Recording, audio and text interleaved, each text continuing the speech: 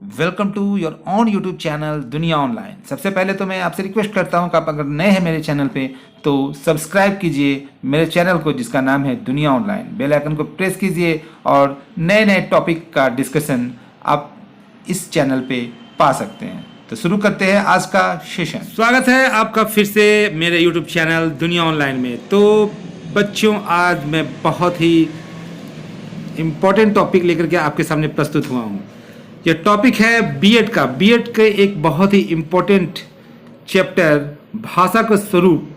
जी हाँ, मैं बात कर रहा हूँ लैंग्वेज अक्रॉस द करिकुलम। पाठ्यक्रम में भाषा का क्या महत्व है, इसी से जुड़ा हुआ एक टॉपिक है भाषा का स्वरूप, नेचर ऑफ लैंग्वेज, जिसको मैं आज डिस्कस करूँगा।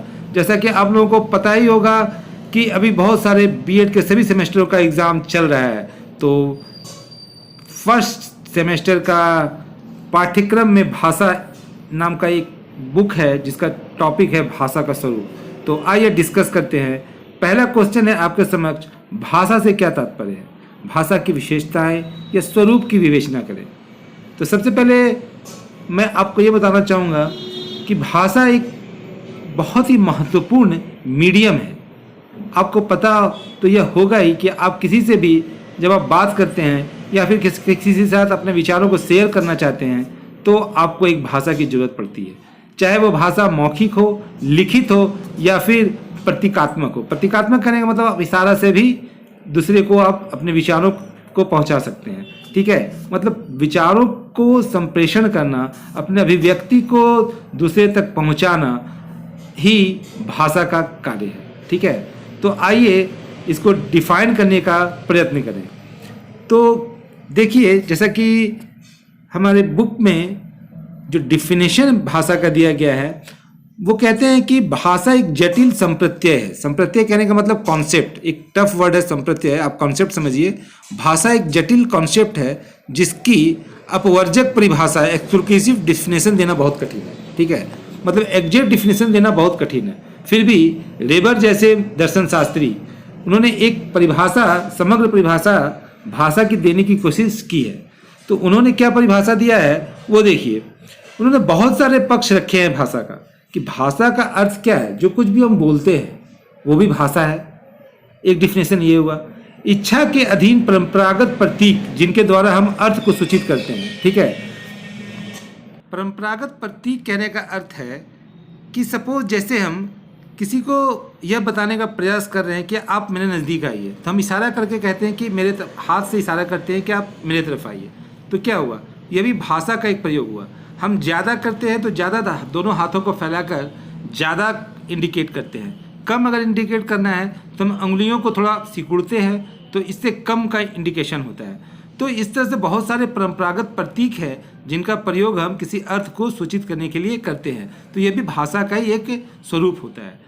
देखिए, एक और बात क्या रेबर साहब ने कहा है कि संस्कृति द्वारा निर्धारित मौखिक हाव भाव के प्रतिरूप, जिसे हम एक विशेष स्थान तथा समय में पाले जाने के बल पर अर्जित करते हैं। जैसे हमें अगर खाना है, हम सर हिला करके यस करते हैं। हमें अगर नहीं खाना है तो हम सर हिलाकर ना करते हैं। ठीक है, इसी तरह अगर हमें किसी का अभिवादन करना है तो हम किसी विशेष संस्कृति सभ्यता के अनुसार अभिवादन करते हैं।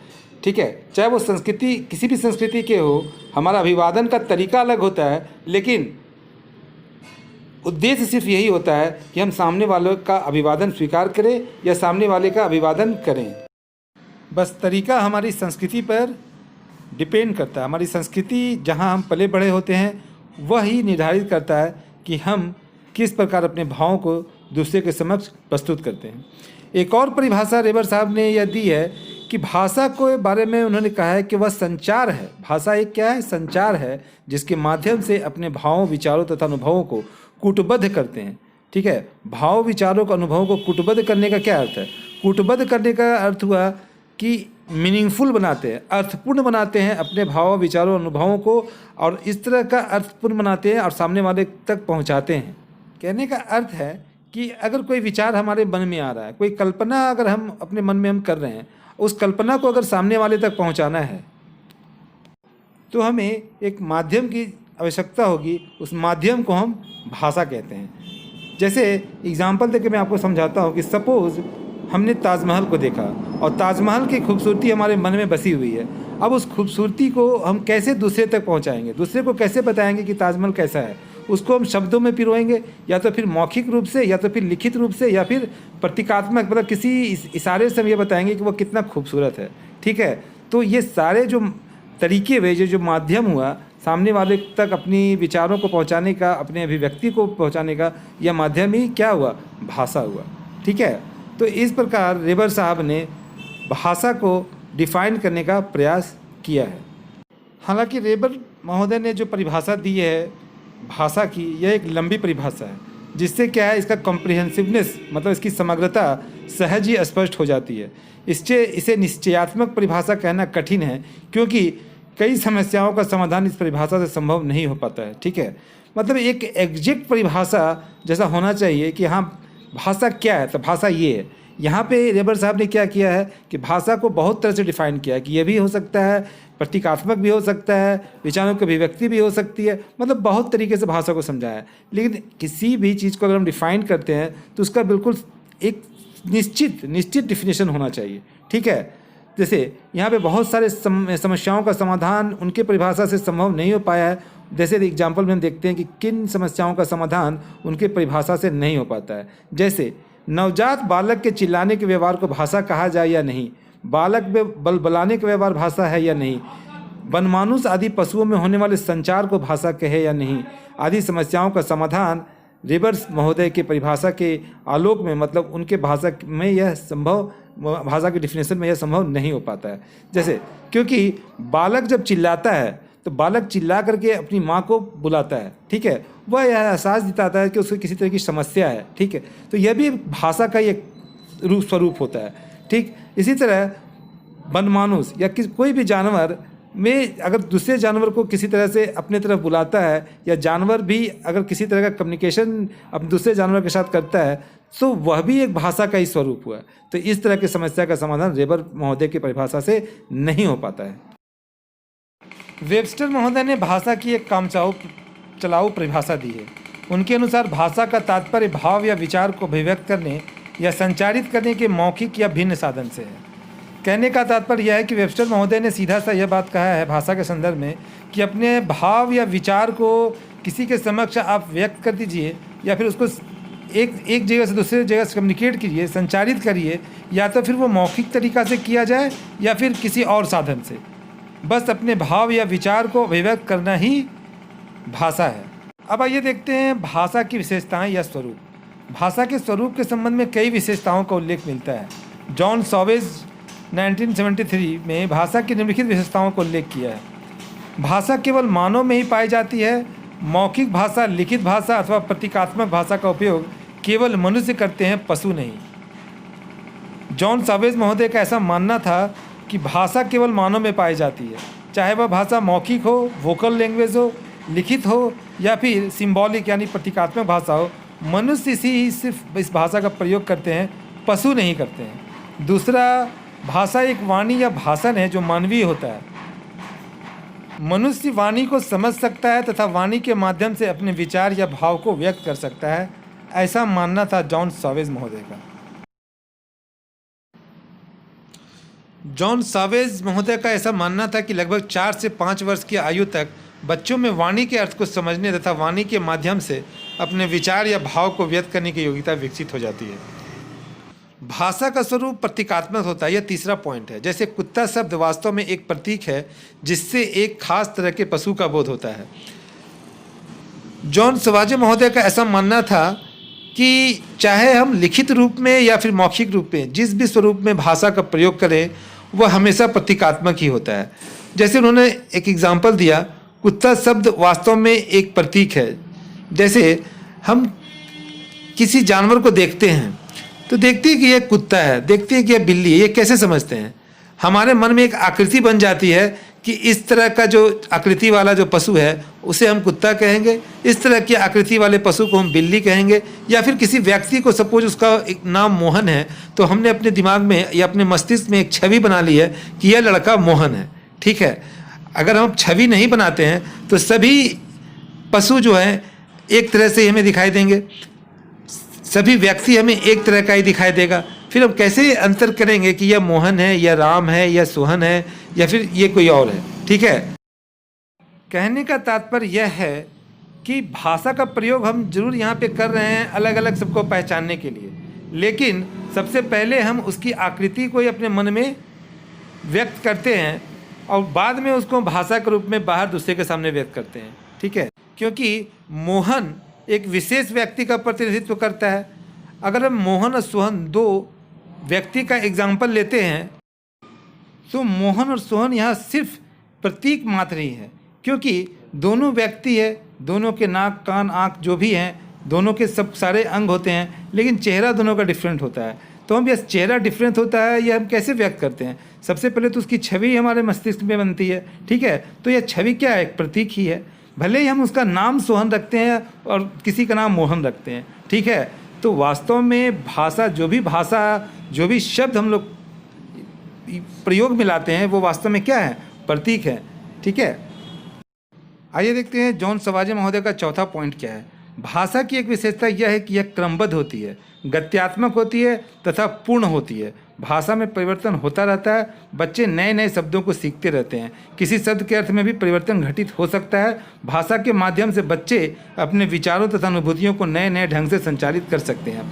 देखिए, यहाँ बहुत ही साफ यह झलकता है कि भाषा का जो हमेशा जो होती है ना, क्रमबद्ध होती है। क्योंकि सबसे पहले हम लोग भाषा को कैसे सीखते हैं? भाषा का सबसे सूक्ष्म रूप क्या होता है? ध्वनि होता है, वर्ण होता है, बहुत सूक्ष्म रूप भाषा का होता है। तो हम पहले क्या छोटा छोटा अक्षर का उच्चारण करना सीखते हैं, फिर एक शब्द सीखते हैं, फिर शब्दों 2-3 शब्दों का प्रयोग करना सीखते हैं, छोटा छोटा वाक्य को बनाना सीखते हैं, फिर लंबा वाक्य बनाने सीखते हैं। जैसे पहले हमने पहले घर सीखा, फिर घर सीखा, फिर घर चल सीखा, फिर हम लोग घर चल कर से बड़ा वाक्य बनाना सीखते हैं। तो इससे क्या पता चलता है कि भाषा की जो ये बहुत बड़ी विशेषता है कि ये हमेशा क्रमबद्ध होती है, गत्यात्मक होती है। ठीक है, भाषा में परिवर्तन होता रहता है। बच्चे जब नए नए शब्दों को सीखते हैं तो फिर क्या होता है, उनका वाक्य में परिवर्तन करने का भी मतलब वो वाक्य को भी परिवर्तित करते रहते हैं, किसी शब्द के अर्थ में भी परिवर्तन होता रहता है।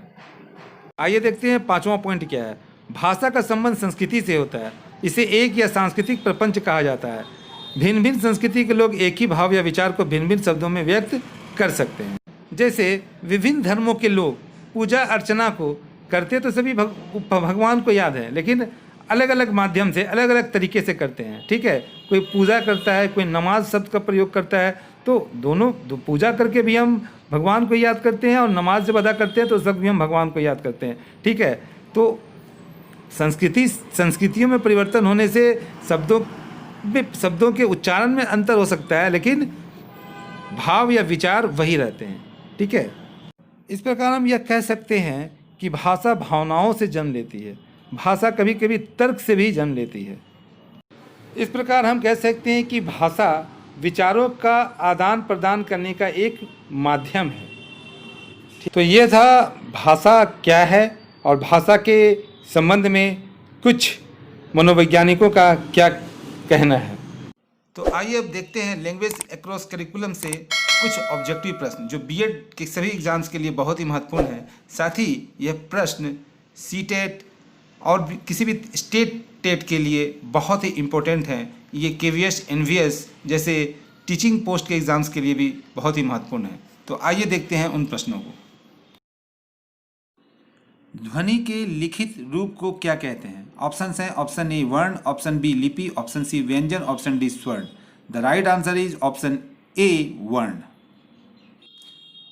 द नेक्स्ट क्वेश्चन इज अपनी भाषा को दूसरों तक पहुंचाने की माध्यम को क्या कहते हैं? ऑप्शन हैं ऑप्शन ए ध्वनि, ऑप्शन बी संप्रेषण, ऑप्शन सी भाषा, ऑप्शन डी कौशल। The right answer is option C भाषा।